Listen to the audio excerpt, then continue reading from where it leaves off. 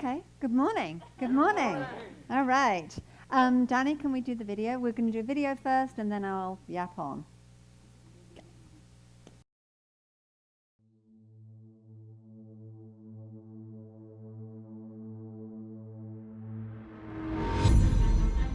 If you thought life was hard and people were mean, how excited and optimistic would you be to get out of bed and face the world every day?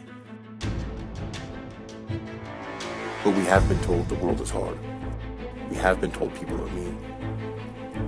Just think about it. What have you heard your entire life? It's hard. Nothing comes easy. It takes blood, it takes sweat, it takes tears. You have to pay your dues. No one said it was easy. No one said life was easy. You work hard and then you die. Life isn't fair. You have to take your lumps. Nice guys finish last. Life is full of disappointment. Get used to it. You have to pay your penance. You have to pay your dues. If it's not one thing, it's another. Success brings stress. But what if these are all lies? What if there's a different way? What if there is magic to this universe? What if there's a way to success that is beyond all of this? What if you could control your entire life with your mind? What if you could control everything that you have and everything that you think? What if your thoughts could change your entire life? Would you be interested? I'm here to tell you that they can.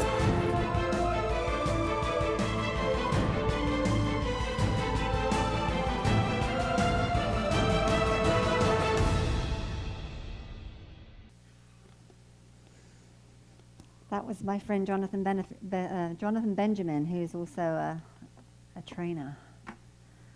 All right. So again, good morning. I have a question. How many of you get the notes from the universe every weekday? I know Jess does, you do, okay. Wow, you don't get them? Oh my goodness me. I'm going to put the website up on the Facebook page because they are so very, very inspiring every morning. Well, they're written exactly for you. See, I've lost my line now that you don't all get them. And it's so personal to you that you get so blown away that you phone a friend and you share that you and the universe are just like this. And your friend says, oh my gosh, yes, I got this one this morning that says, and you think, oh, that's my message too. Does the universe know it's exactly what we both need today? So here's an example. The one thing that all famous authors, world-class athletes, business tycoons, singers, actors, and celebrated achievers in any field have in common is that they all began their journeys when they were none of these things. Yet they still began their journeys. P.S., and the P.S. is always very important. You are so poised for greatness. One day, they're going to name something after you, like a statue, or a college, or a hurricane. Who's had a hurricane? Yeah, see. Well, I've met the universe. Mike Dooley. Can you show the Mike Dooley picture, please, Danny? That's me. 2 weeks ago, I was in Ventura, California. I was not getting an Oscar. However, I was getting a thank you gift. Some of the crew had, we realized we didn't have enough crew members, so they asked a few of us if we'd step up and help out, set up, put down, just be available. So this is why my t-shirt. All right, so I was Ippy crew, and it was so much fun. Oh my gosh, you're on duty for 24 hours a day, but wow, it's such a high, you really don't need sleep. So Mike Dooley is the universe. And he also disguises himself as an author. He is now been picked up by Hay House, so he's been doing a lot of stuff with Wayne Dyer and Deep Park and just a ton of people. He's written the book Infinite Possibilities, from which this whole train the trainer concept came from. He's had a jail ministry, and it's all about changing your thoughts. Thoughts become things. So choose the good ones. As I said, I just got back from Ventura, which is our 10th conference. He does 2 a year, different venues. And this was my 4th one attending, and it doesn't, it's still fresh. It's relevant, very first time I heard it, and I still want to go back and learn even more. And we had our 1,000th trainer, that's hard to say, our 1,000th trainer at this conference. And it was so much fun to witness, and the thoughts became things. As I said, Hay House was there, which was pretty big. So there's a quote, and I don't know the artist, but it says, or the author, "You are the artist who never sleeps, continually, yet unconsciously, rearranging the images on your life's canvas with brush strokes of thought." Manifesting our dreams isn't about hard work. It's about our beliefs, our expectations, and truly knowing about our place in the universe. Sometimes we may believe we have no purpose, as Jonathan's video demonstrated, the who am I syndrome. Well, and Marianne Williamson writes, "We are born to make manifest the glory of God that's within us. We are not inadequate, far from it. We are spiritual beings filled with infinite potential." And even the Bible agrees with that, so, well, it's got to be right then. Psalms 86, verse 6, "I have said ye are gods, and all of you are children of the Most High." In John 10, verse 34, Jesus answered them, "Is it not written in your law, I said ye are gods?" Jeremiah 29, "For I know the plans I have for you, declares the Lord. Plans to prosper you and not to harm you, plans to give you hope and a future." And of course, in Miracles reads, "If you knew who walks beside you on this path that you have chosen, fear would be impossible." And lesson 41 from Course in Miracles, "God goes with me wherever I go." Well, so it's all there for us. We have permission from God. So go be amazing. Thank you. No. We're not expected to be Jesus. He was a unique manifestation of the I am. He got it. And he is a beautiful example. He knew that love was the answer, that the peace within us was the key. He wanted us to have what he had, Christ consciousness. If only we believed with absolute truth that I am good enough, I am talented, I am a perfect child of God. Because God doesn't make mistakes. The universe works in perfect divine order, whether you're a daffodil set to bloom in spring. And I'm not quite sure how that works in Australia, because their seasons are opposite to ours. So how does a daffodil know, if it was born in the northern hemisphere, that if it gets transported to the southern hemisphere, that it's spring? I'm just asking that question. Or the ocean that works in conjunction and harmoniously with the moon. And if you're a planet, you work in perfect rotation around the sun. It's just the way it is, and it works without our help. If you're white, if you're black or sky blue pink, it's all good. If you're blue-eyed, brown-eyed or green-eyed, it's great. If you're short, if you're tall, it's not really a choice. It just is. We are all children of the Creator we call God. The blueprint in all of us is the same, with anomalies. What if we had to design the human? Miles of arteries, veins and nerves all placed precisely. Organs that all fit into their compartments and work in conjunction with thought. As Wallace Wattles states in The Science of Getting Rich from 1910, there is a thinking stuff from which all things are made, and which, in its original state, permeates, penetrates, and fills the interspaces of the universe. A thought in this substance produces the thing that is imaged by the thought. Man can form things in his thought, and by impressing his thought upon formless substance can cause a thing he thinks about to be created. In other words, thoughts become things. Choose the good ones. Not only do we have unconscious thoughts that helps us operate, i.e. breathe, move, pump blood, but we have conscious thought where we make a choice. love, or fear. In every situation, when we get quiet and listen to that still small voice, we get answers. Now, it may not be appropriate in every situation to say out loud, well, I've got to pray about that, and I'll get back to you. But it is okay to say, give me some time to mull that over, and I'll give you an answer.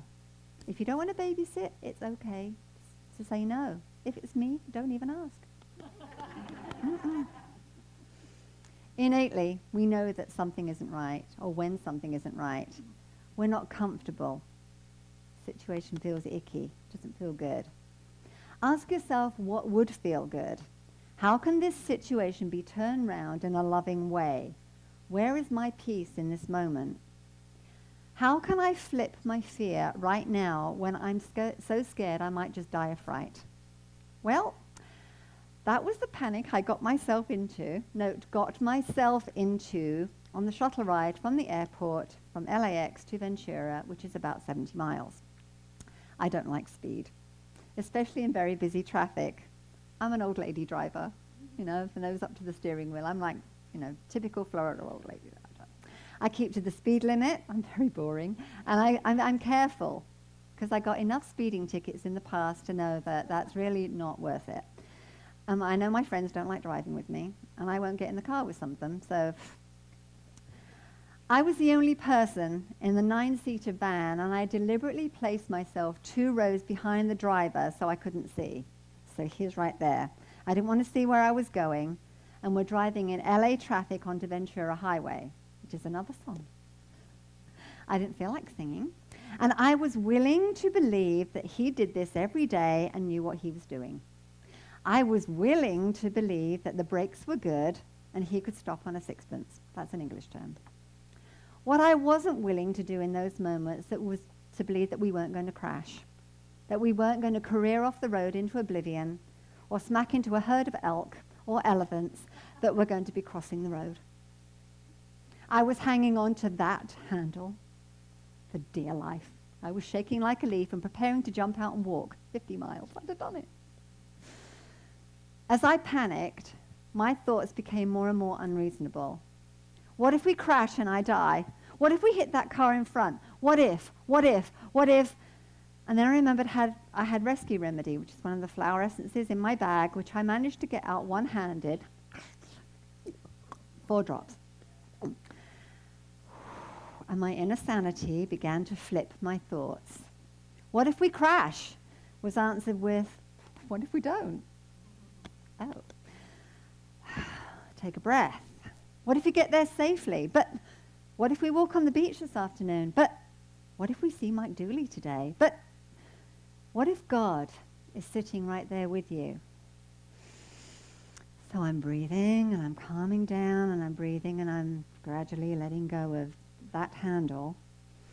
And finally, I was able to flip my thoughts enough that so I could choose to be in a different space instead of the home for the bewildered. And I decided that losing my mind, or losing my peace of mind, was not an option, because thoughts become things. So Danny, can we have the next video up, please? Just a couple of minutes.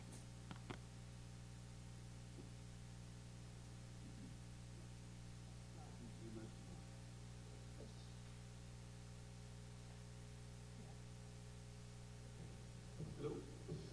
Now, what frightens you most of all? Sorry? Professor Snape. Frightens all. And I believe you live with your grandmother. Yes, but I don't want that boggart to turn to her either. No. It won't. I want you to picture her clothes, only her clothes, very clearly in your mind. She carries a red handbag. You don't need to hear. As long as you see it, we'll see it. Now, when I open that wardrobe, here's what I want you to do.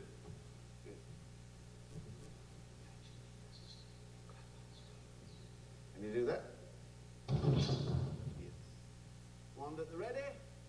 1, 2, 3.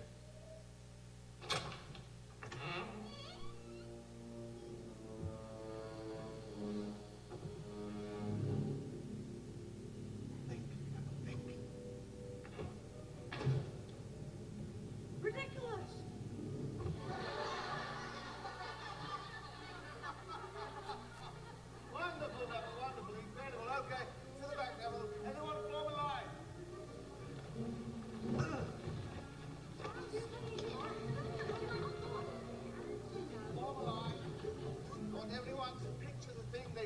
very most and turn it into something funny.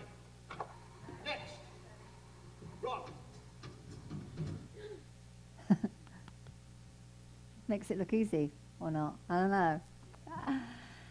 So does that make some sense that, it is how we think about things, and we have that choice to come from a place of love or fear? So the daily word on Friday was so good I had to share it. How will I choose to live today? The power of free will is mine this day and each day of the year. I have the freedom to choose how I spend my time, how I think, and how I show up for life. I may sometimes feel penned in or restricted. All I need to do is shift my thinking. Freedom, to a large extent, is a matter of perspective. Therefore, I can adjust my point of view to see this from a different vantage point at any time. I am in charge of my thoughts and my freedom. I choose to think expansive thoughts, to see beyond the limited view of old ways of thinking. I open my mind to God-inspired thinking. I combine my imagination with my faith and see possibilities I never saw before. I was walking past someone the other day at work, and I overheard her say, "I hate my face. It's disgusting." Now, this was a very pretty, effervescent young girl in her early 20s. So I'm walking past, and I hear this, and I go, "Oh!"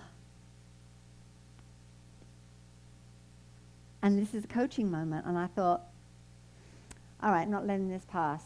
I said, "Do you really talk to yourself like that?" And she looked a bit taken aback and said, "Yeah, most of the time." Aghast, I replied. I was aghast. I said, "Have you no idea how pretty you are? You're gorgeous. You're smart.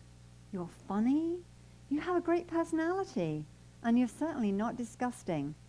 And she blew off with a laugh. But I wasn't going to let her go away with that. I pressed on, and we had a good conversation. And she's promised me that she's going to look in the mirror every morning and tell herself that she loves herself. She's got the willingness to change the way she thinks about herself. Ultimately, she's a child of God. And what's not beautiful about that? And that's a good practice for us to do. We grimace in the mirror every morning. Oh, my God. Whatever, "Hi, good morning, I love you." It's a practice. And sometimes I don't really believe it. But on other days, I'm like, "Yeah, you got this. You've got this." We don't have to worry about the cursed hows. We just have to see. Imagine the end result. I am willing to see things differently. Our perception that someone has done something to us, and now I hate them, is usually out of proportion. And often the person has no idea how much you've been hurt. Often it's the McCoys versus the Hatfields. I don't know the history of that, okay? I guess you do. But it happened generations ago. And probably the today people don't really remember what the fight was about. But the discourse is still perpetuated. They even make reality documentaries on it. And I had this going on in my own family where there was blame going on that was generational. And I said, no, the buck stops here. And I'm the one that makes that change by looking at it with fresh eyes. I'm the one that's willing to forgive. I'm the one ready to do the work. I'm the one that desires the health of peace. And if the situation doesn't improve, I've got the choice to remove myself. I don't have to be here or there, wherever it is where I feel discourse. I can change the energy and remove myself. Would I deliberately hurt somebody with a word or a deed? No, but I have. Sometimes unintentionally, sometimes probably intentionally. But I've got choices to take the steps to forgive myself and move on and change the energy from one of fear to one of love. I can breathe. I can physically move myself into another train of thought. I can literally step into a new bubble of light. I can throw Reiki symbols all around me. I can take my wand and cast a spell of rainbows. I can aspire to be all that I can be because my Creator installed that in my heart and soul, and I can be Wonder Woman. Hang on, let me get my glasses. Come on, Danny.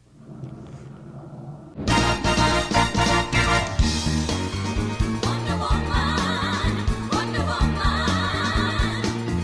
All the world's waiting for you and the power you possess.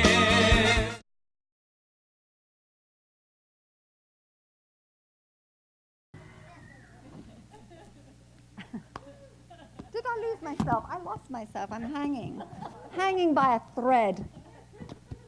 Backwards from a daffodil. Andy Dooley, Mike's brother, he has an incantation. I want you to join in with this, and I want you to have some passion. Passion. None of this. Okay, so repeat after me. I now know my divinity. I am clear and confident. I am a leader. I am guided by love. I am vibrating positive energy. And I celebrate the contrast. I rock. I love my life. I am the creator. Welcome to another moment in life.